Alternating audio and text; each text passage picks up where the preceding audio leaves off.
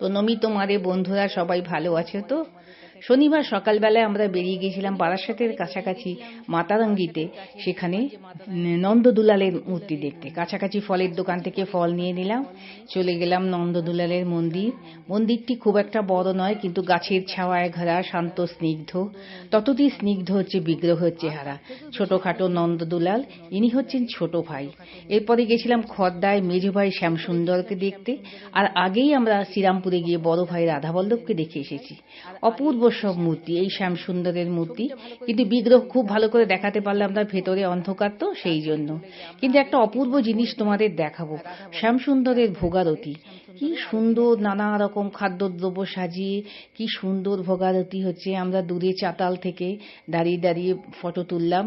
অপূর্ব সুন্দর সেই ভোগারতি, নানা রকম ভোগ সামগ্রী সাজিয়ে আগে দরজা বন্ধ করে ঠাকুরকে ভোগ দেওয়া হলো, পরে জনসাধারণের সামনে তা খুলে দেওয়া হলো, যাতে সবাই দেখতে পারে ঠাকুরের ভোগ। শ্যামসুন্দরের ভোগারতি দেখে আমরা মুগ্ধ হয়ে গেলাম। আমরা গেলাম, তারপরে চলে গেলাম এই ভোগ প্রসাদ গ্রহণ করতে। পাশেই কুঞ্জবাটি আছে, সেখানে ভোগ প্রসাদ খেলাম। তো কেমন লাগলো ব্লগটা জানিও আমাকে।